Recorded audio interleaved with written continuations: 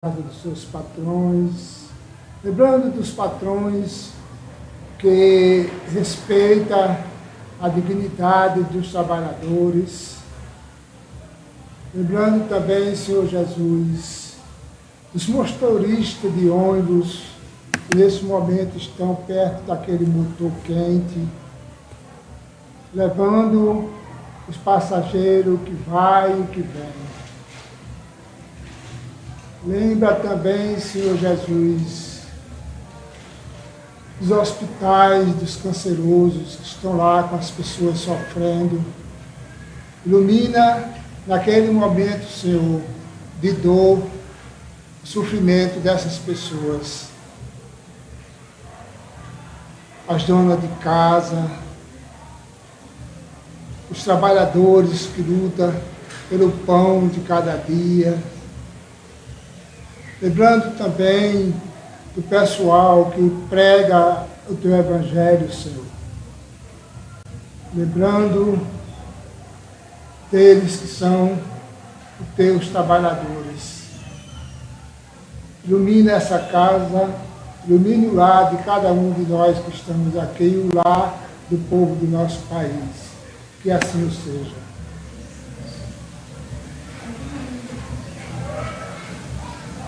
Tem alguma opção evangélica? Não. Pode ficar à vontade. Pode abrir qualquer um aí, Lê. Vejo várias vezes na semana uma reunião de senhores de todas as idades. Para nós, como sabeis, são todos irmãos. Que fazem elas? Trabalham depressa. Os dedos são largos, velhos também, como os rostos, são rabiosos e como os corações batem em início. Mas qual é o seu objetivo? É que elas veem se aproximar do inverno, que será rude para os lares pobres. As formigas não puderam amontoar durante o verão os grãos necessários à provisão, e a maior parte dos seus pertences está empenhada. As pobres mães se inquietam e choram pensando nas criancinhas, que neste inverno terão frio e fome. Mas paciência, pobres mulheres. Deus inspirou as mulheres mais afortunadas do que a vós. Elas estão reunidas e vos confeccionarão roupinhas. Depois, num desses dias, quando a neve tiver coberto a terra, e murmurardes, dizendo: Deus não é justo, porque a vossa palavra é virtual, a vós que sofreis. Então, vereis aparecer todos os filhos dessas boas trabalhadoras, que se constituíram em operárias dos pobres. Sim, é para vós que elas trabalham assim, e vossa murmuração se mudará em bênção, porque no coração dos infelizes o amor segue bem perto do ódio. A mensagem é boa. Isso é muito boa. Nosso amigo, quanto aquele que fica à vontade para passar a mensagem que ele trouxe para nós. Ele tem 40 minutos. Tá bom, irmão, para você? Tá muito. Tá muito? Então fica à vontade. Tá? Use o tempo que você quiser. Tá bem. Conseguimos, com a ajuda de vocês. É com muita alegria que nós estamos aqui nessa casa. Quando viemos com o grupo Caravaneiros do Evangelho na primeira vez aqui, nós ficamos surpresos com a energia, né? a equipe espiritual, né? E é o que caracteriza as instituições que são feitas com amor, né? As casas que são feitas com carinho e surgem no momento certo, né? Na hora certa, no local certo, né? E o Vivendo com Jesus, um nome maravilhosamente, né, escolhido, vem justamente retratar aquilo que nós precisamos no dia de hoje, né? Que é justamente viver com Jesus. O tema da nossa palestra é Divina Misericórdia, e por algum momento eu achei que poderia ser um nome assim, mais muito relacionado à questão da Igreja Católica, aqueles dogmas e tudo mais. Mas a doutrina espírita ela é uma doutrina muito aberta, assim, muito, que dá a possibilidade da gente poder discutir vários temas, sempre trazendo para dentro da doutrina espírita e dos ensinos dos espíritos, né? E nós sabemos que a sociedade hoje exige de nós muito mais e às vezes do que imaginamos que podemos carregar. Nós vemos na nossa sociedade hoje um verdadeiro clima e uma situação de pandemia quando falamos na questão do suicídio. Principalmente porque a cada 45 segundos no planeta, segundo as estatísticas, alguém comete um ato de suicídio. Em paralelo a esse ato de suicídio, 20 tentativas são realizadas. Isso quer dizer, se essas 20 tentativas fossem, graças a Deus que não acontece, for realmente chegar à sua conclusão, seriam 21 pessoas a cada 45 segundos no planeta. Então nós vivemos num clima muito especial hoje, muito propício para que possa, todos nós que somos espíritas, católicos, evangélicos e de outras denominações religiosas, divulgar o ensinamento de Jesus, porque a percepção que nós temos é que falta esse lado, esse sustentáculo espiritual. Pouco nós ainda, apesar que existem as redes sociais, as casas espíritas se espalhando pela cidade e pelo nosso Brasil, ainda muito pouco se fala de Jesus. E o conhecimento, a doutrina espírita é um maior antídoto que nós temos hoje para justamente alcançar essas pessoas e mostrarem a elas que existe uma realidade além da vida.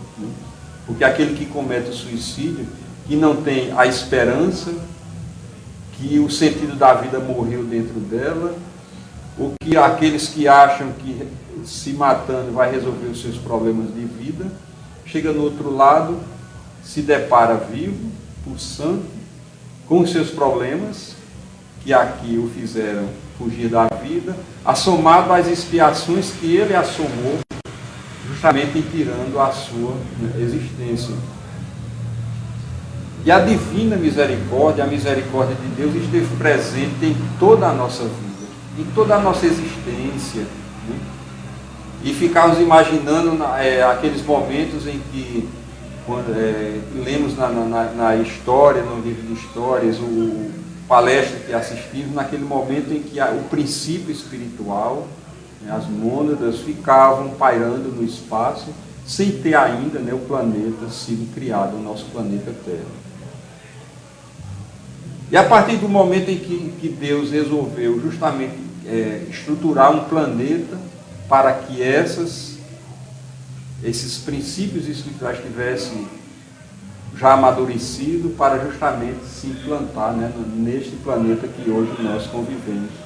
Aí ficamos imaginando, falamos assim a nível do nosso, colocando o nosso colorido na fala, ele chamando ali Jesus para ele e diz, está na hora da gente resolver a questão desse pessoal, ou desses princípios espirituais que estão aí no espaço, esperando um local adequado para continuar e seguir a sua evolução.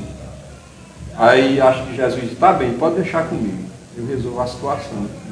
Então se reúne toda aquela, pela coordenação de Jesus, os engenheiros espaciais, siderais, estruturaram todo esse planeta. Lindo, maravilhoso, apesar de que o homem, com a sua ganância, a sua não credibilidade no lado espiritual, vem gradativamente destruindo, mudando o clima.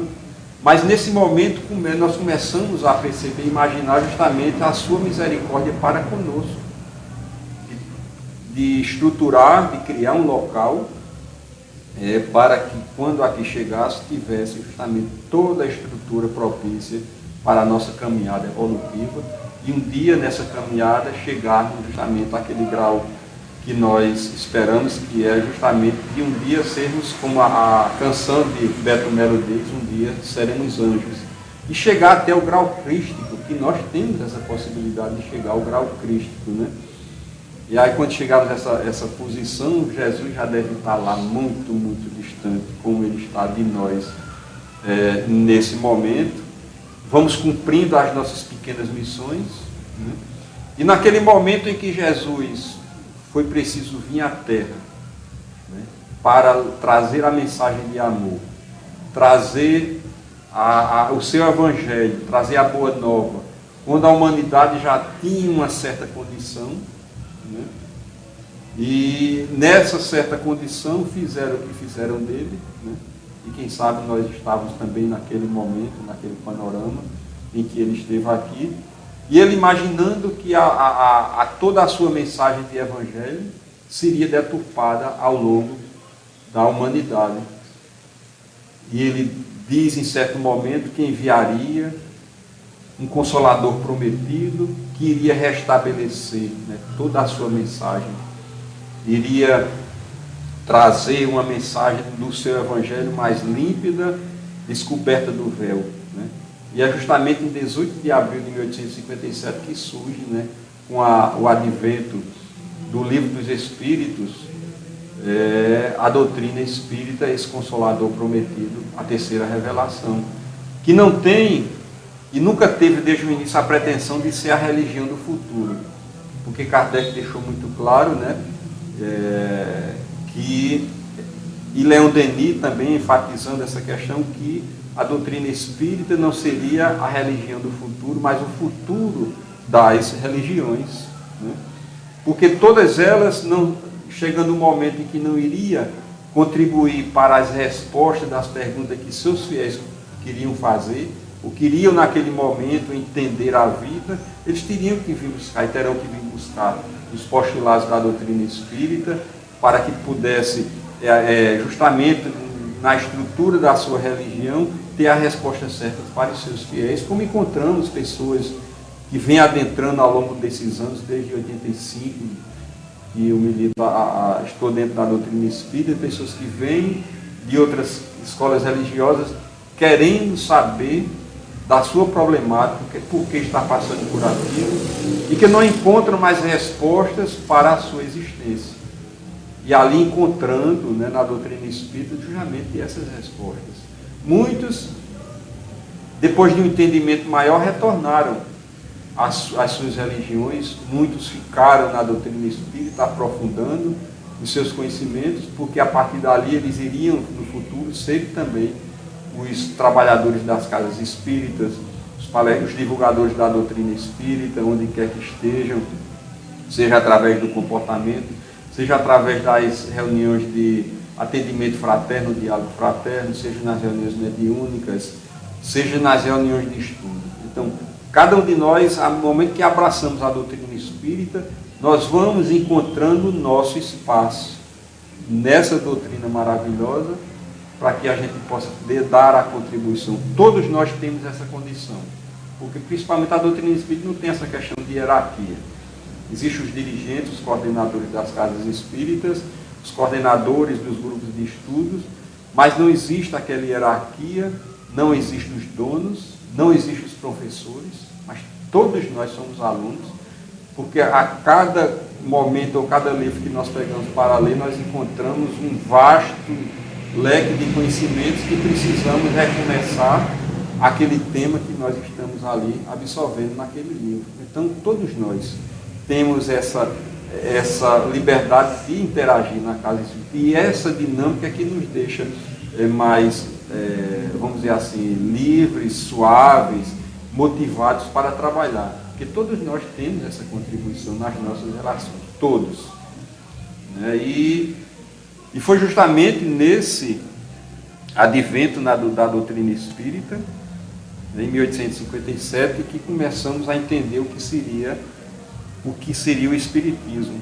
Né? E Kardec nos define como: o espiritismo é a ciência que trata da natureza, a origem, o destino dos espíritos, bem como suas relações com o mundo corporal. Quer dizer, a doutrina espírita nos dá essa possibilidade de entender justamente essa relação entre os dois planos, porque hoje essa relação é feita justamente através dos médios, né? Através dos sensitivos, apesar que todos nós temos um grau de mediunidade e de sensibilidade, e essas interações, às vezes pensamento que vem até nós, que detectando esse pensamento não é meu, eu não teria condições no momento de pensar, e aí a gente começa a detectar que existe uma influência, né? uma intuição que é dada pelos Espíritos, que estão nos rodeando a cada momento, né? Como o próprio livro dos Espíritos diz que, numa pergunta que Kardec fez, e o Espírito de Verdade diz que os Espíritos influenciam a todos nós mais do que imaginamos, né? A ponto de conduzir a nossa vida, né? Então, essa relação entre os dois planos que vai dar justamente a estrutura para que possamos entender a doutrina espírita. E o espiritismo que surgiu, né, de uma ciência, porque Kardec, no momento propício, quando aquelas mesas girantes começaram a surgir e formaram espetáculos nos teatros daquela época, lá na França, um amigo dele, Fortier, buscou ele, porque sabia que ele tinha uma percepção bem maior, principalmente pela estrutura de bom senso que ele tinha, e ele foi chamado, ele foi ver aqueles espetáculos, aquelas mesas girantes, aqueles fenômenos de efeitos físicos, e a partir dali ele começou a detectar que as mesas não poderiam falar porque não tinha cérebro nem músculos. As respostas que vinham mesmo no início muito difíceis, porque era através de pancadas do sim e do não, que eles se identificavam, e na evolução desta comunicação vinha a formação do alfabeto, onde os espíritos, com as pancadas, identificando o número de letras, iam formando palavras, frases, textos, né, e livros. Então, perguntas e respostas inteligentes, né, e às vezes, muitas vezes, alheio ao grau de inteligência do médium, que eram, às vezes, médios ainda iletrados, sem um conhecimento profundo daquele tema, sem nunca ter visto falado daquele tema, e traziam as respostas naquele momento. Ora, Kardec foi, a partir desse momento, foi fundo nas suas pesquisas, né, porque ele viu que tinha algo, e tanto que chega um determinado momento que estes diziam ser espíritos, né, daqueles que viveram aqui em algum outro momento, né? Desde aqueles fenômenos de Hydesville, pela família Fox, que começa a justamente vamos dizer assim, uma invasão coordenada da equipe espiritual superior, dos espíritos demonstrando a sua presença e a sua existência no outro lado, em todas as partes do mundo. E foi justamente nesse sentido que Kardec começou relacionando uma pergunta e mandando para vários grupos no planeta. Nenhuma relação tinha entre eles, nenhum iria saber a pergunta que o outro recebia. E quando ele colhia essas respostas idênticas, né? E aí ele começava a criar o que nós chamamos da universalidade das comunicações. Quer dizer, era o crivo da razão, que ainda muito pouco hoje é utilizado nas casas espíritas, principalmente quando se recebe mensagens através dos médios, psicografias, para identificar, através da universalidade e do crivo da razão, a veracidade daquela comunicação, o teor, quem é o espírito que está ali se comunicando, né? Aguardar a repetição, vamos dizer assim, por exemplo, daquela comunicação, daquele espírito em outras reuniões, a identificação das ideias, das mensagens que eles trazem, porque esse conceito vai identificando justamente quem é aquele espírito. E se não está vendo ali uma comunicação, vamos dizer assim, anímica, apesar de que o próprio médium pode dar uma comunicação espiritual, porque nós somos espíritos. Eu posso, numa reunião mediúnica, relaxado e concentrado, me afastar do corpo e, através do meu corpo, dar uma comunicação espiritual, às vezes trazendo informações que no mundo físico, aqui reencarnado, eu não tenho acesso. E nessa liberação, eu posso conseguir ter esse acesso de informações de outras existências. Então, eu falo na questão do anímica, mas o médium, ele por si só pode trazer essa comunicação, e não é nada de errado nesse sentido, de maneira nenhuma, né? Às vezes, alguns médios colocam isso como um escolho da mediunidade, mas não é. O fenômeno anímico, ele é presente, e nós temos os nossos conhecimentos do passado, e pode ser liberado em uma reunião de comunicação, tranquilamente, sem problema. Então, na história do Espiritismo, nós encontramos as irmãs Fox, que foi o início, né? Foi o foco. Começou tudo isso que nós temos hoje, principalmente pela misericórdia de Deus, né? Porque quantas vidas, a partir do momento em que o Livro dos Espíritos chegou até nós, quantas vidas a doutrina espírita não salvou? Quantos espíritos, quantas pessoas, ao longo desses 161 anos da doutrina espírita, não redirecionou a vida para seguir justamente os ensinamentos de Jesus, né? Cada um de nós, né? Porque a maioria de nós viemos para a doutrina espírita pela dor, né? Aquele que Clóvis nos falou em determinada palestra, que Jesus veio trazer a sua mensagem pelo amor, né, para que a gente pudesse de boa vontade seguir. Aí nós não entendemos a linguagem do amor. Aí veio a questão da dor. É interessante que a dor nós entendemos que ainda está dentro do nosso cotidiano de vida. E através da dor nós começamos a buscar alguma coisa que pudesse responder a todas essas questões.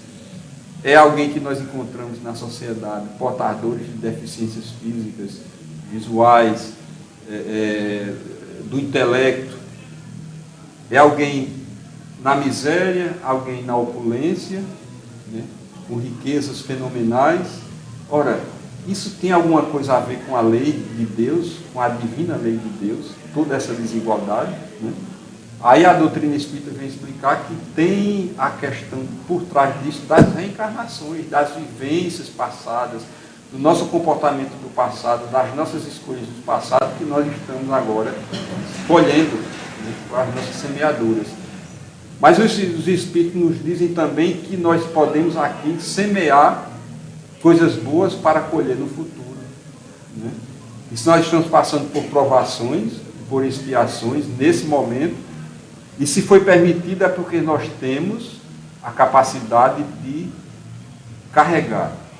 O próprio Jesus disse que o jugo dele era leve, era suave, né? E o Pai não daria nenhum fardo maior do que aquele que nós podemos carregar, né?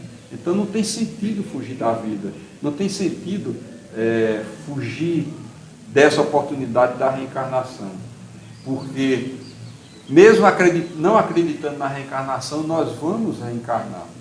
Mesmo não acreditando em Deus, quando chegar no outro lado e ver justamente toda uma estrutura e levando os nossos problemas para o outro lado, nós vamos acreditar, em algum momento nós vamos ter que abrir o nosso coração e perceber que Deus existe, Ele está, né, imerso, está interpenetrado em nós, não está circunscrito aquele velhinho ali em algum lugar, né, que nós chamamos de Pai, mas Ele está em tudo, está em todos, está também intricados dentro de nós, né?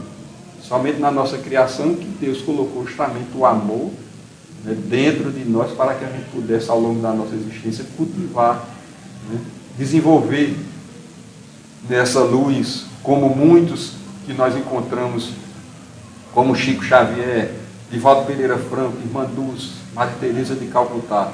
Foram espíritos que já tinham essa luz dentro deles desenvolvidos, né?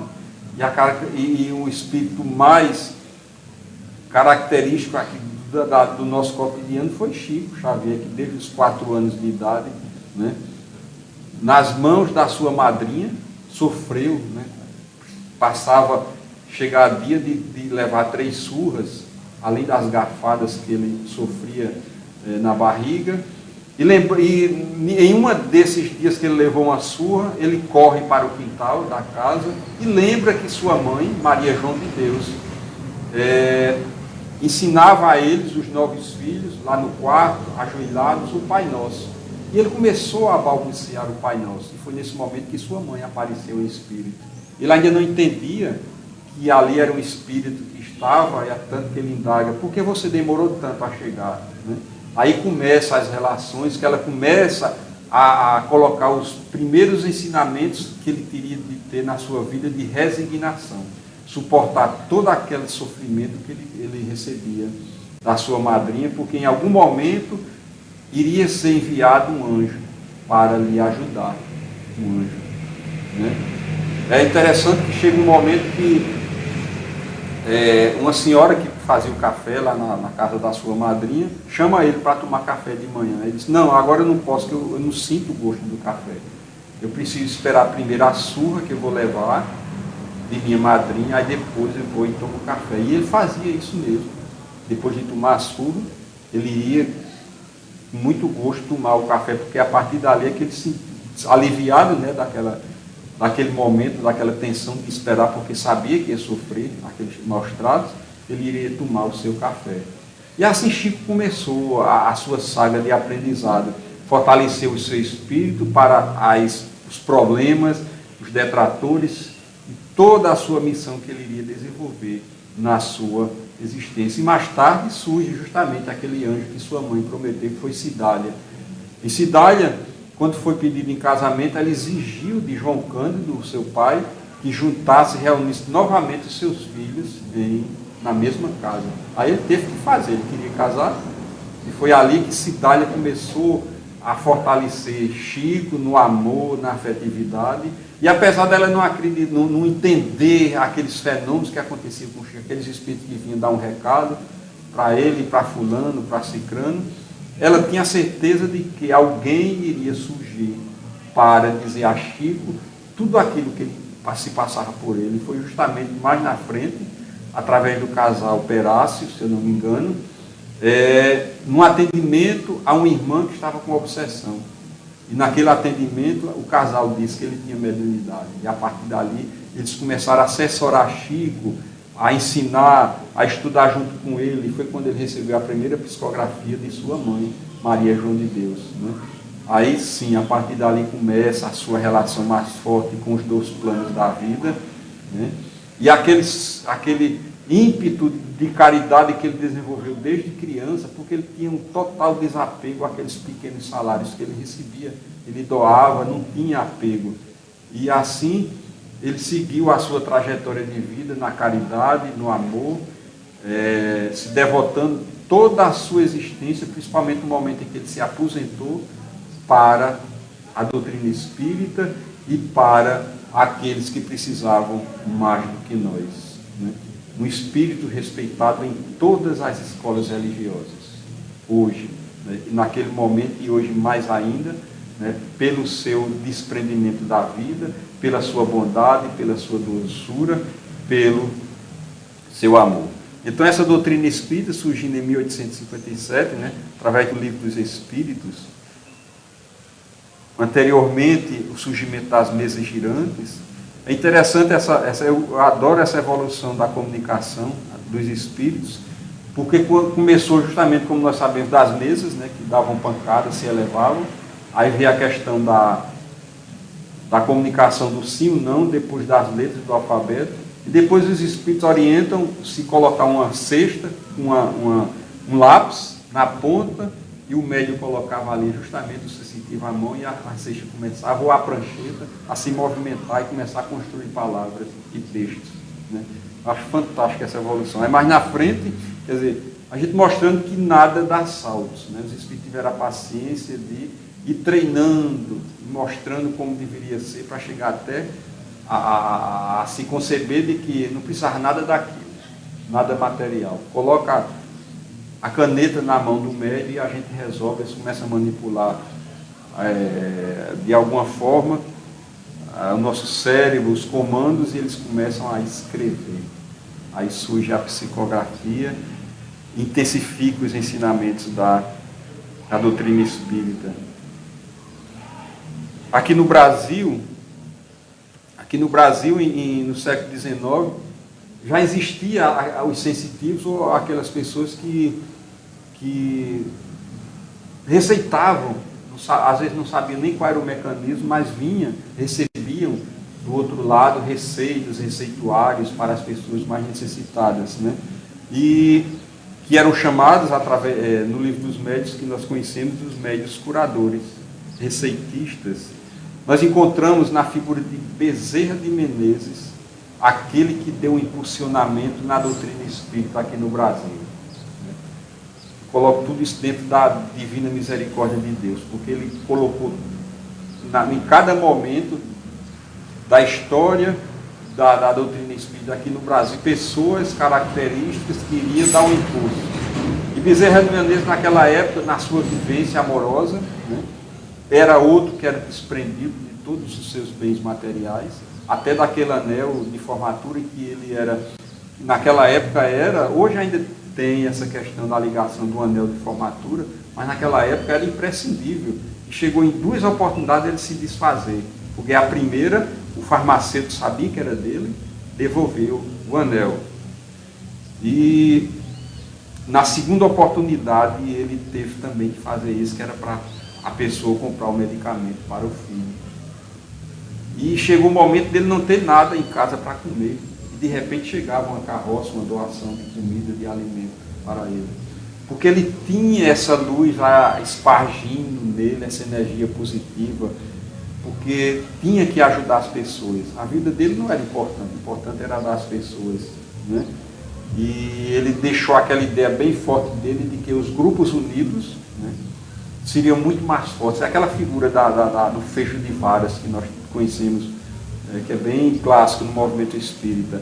Numa casa espírita, 2 ou 3 vão até resolver e levar os trabalhos da casa com muita tranquilidade, mas se une, vai se unindo, formando um grupo maior, mais coeso e unido, o trabalho vai ficar mais forte, e a incidência dos espíritos que não querem que o trabalho desenvolva vai ser muito mais difícil, porque eles não vão conseguir quebrar, porque os trabalhadores, a casa está fortemente armada com o Evangelho de Jesus, com a união, com o desejo de conhecer e divulgar a doutrina espírita. Essa foi a ideia que Bezerra de Menezes deixou. A atuação dele na Federação Espírita Brasileira foi fantástica. E é justamente quando surgiu a Federação Espírita, o órgão que hoje é coordenador do movimento espírita do Brasil, dando as diretrizes, fazendo seus trabalhos de divulgação, as suas campanhas da vida, do aborto,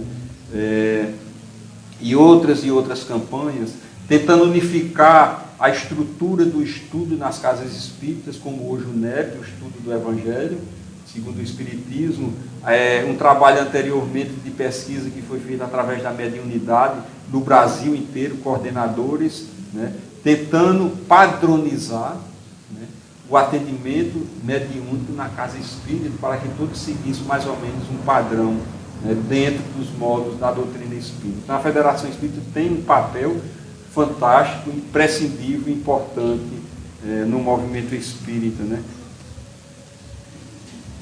Chico Xavier já falamos.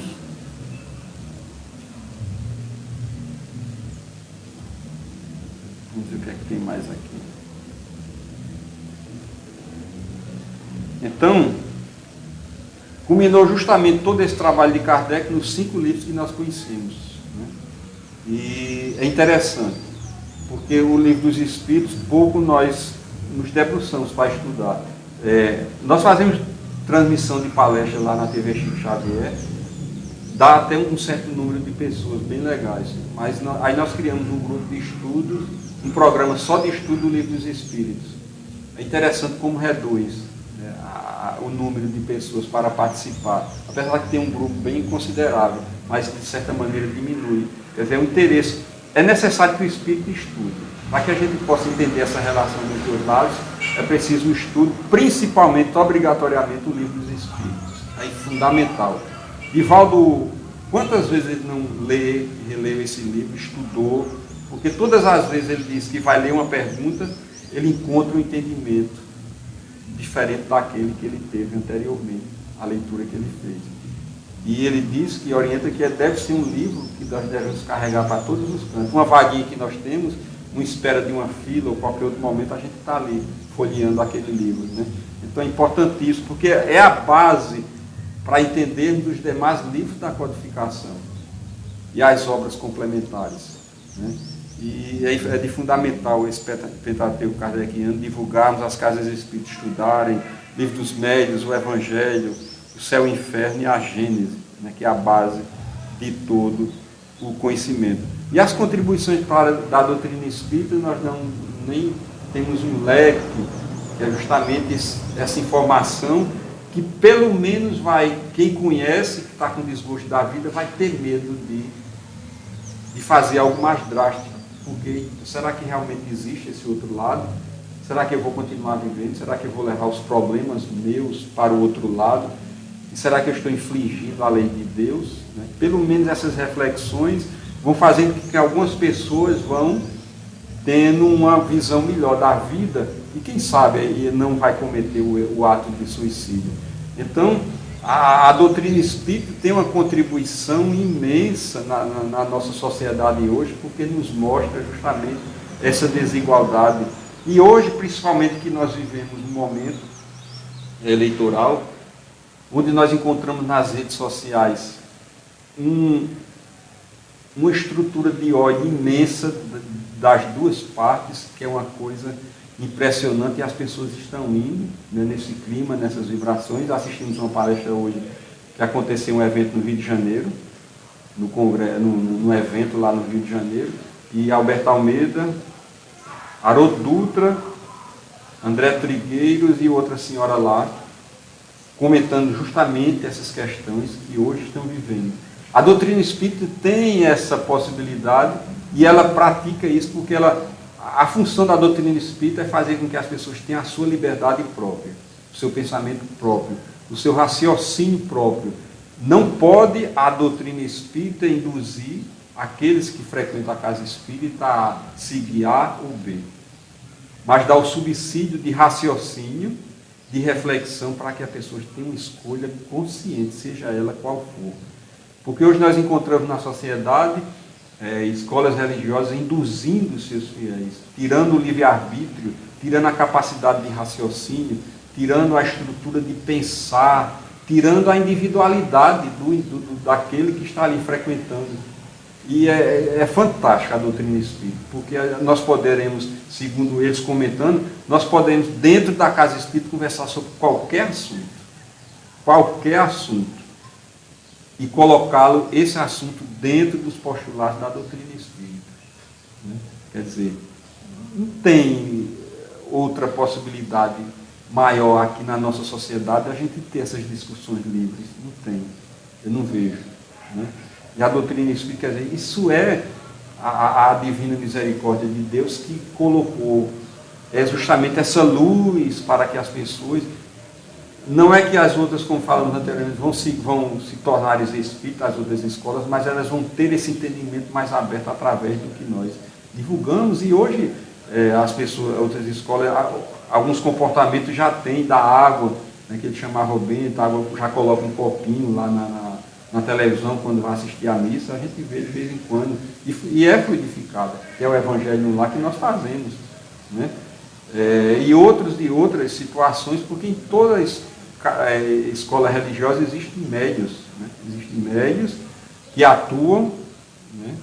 Mas nós é que temos o conhecimento de como lidar com essa situação, mas eles vão aprender, eles vão lidando, porque o espírito vai amadurecendo, porque nós estamos no local certo, na hora certa, né? Dentro do seu momento evolutivo, e é justamente esse momento que nós devemos aproveitar.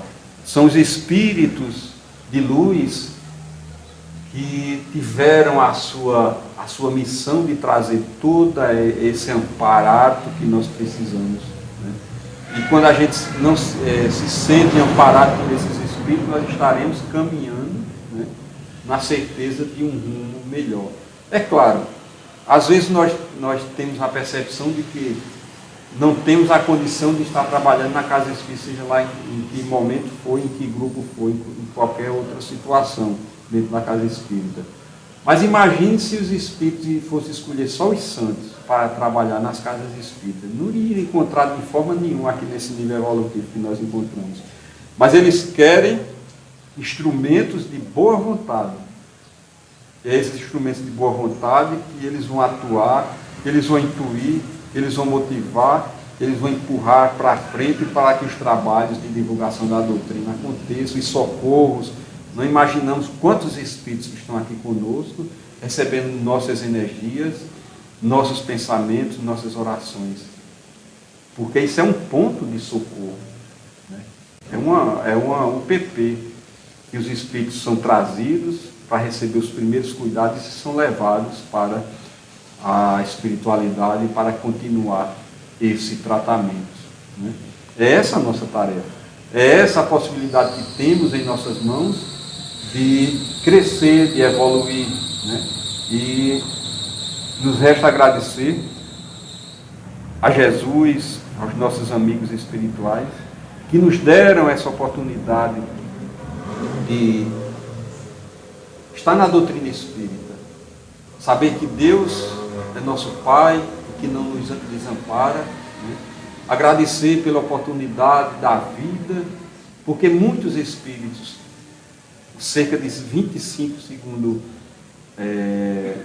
Frederico Menezes, 25 milhões de espíritos na fila esperando a reencarnação, e nós tivemos a oportunidade de estar aqui reencarnando, né?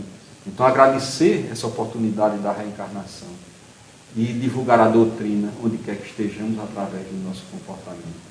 Que Jesus nos abençoe, nos proteja e nos ilumine, e agradecemos as vibrações de todos durante toda a reunião. Muita paz. Obrigado. Mensagem. Mensagem do nosso companheiro palestrante, ele nos traz uma libertação, uma abertura para que nós resolvamos um caminho para nós resolver os nossos problemas. No período que ele estava fazendo a palestra, eu me lembrei de outro dia eu pedi na internet: o país mais rico do mundo, a cultura e o índice de violência. Eles botaram os 10 países mais ricos e eu comecei a dar uma olhada em cada país. Um dos países mais ricos do mundo. Não falta alimentação, violência praticamente zero. Mas tudo quanto é de bom tem naquele país. Mas o índice de suicídio é muito alto. Morrem muitas pessoas que cometem o suicídio naquele país, que me desculpa, eu não quero citar o nome do país, mas é uma tristeza realmente quando se fala nesse índice de suicídio, no meio de tantas pessoas que não falta alimentação, que não falta uma boa casa para morar, que não falta um bom carro, né? E que tudo quanto é de melhor tem por causa da riqueza do país, e desse lado uma tristeza, uma dor tão profunda que é o índice de suicídio cometido pelas pessoas que moram lá. A gente não vai lamentar essa situação porque o nosso companheiro palestrante Deus mostrou como se resolve a situação. O momento do pedir de uma pessoa para o suicídio é terrível, gente. É muito difícil. Só quem passa por essa situação é quem sabe o grau da dor e da emoção que aquela pessoa está passando. Então, essa mensagem de amor, através da luz do Espiritismo, através do Evangelho,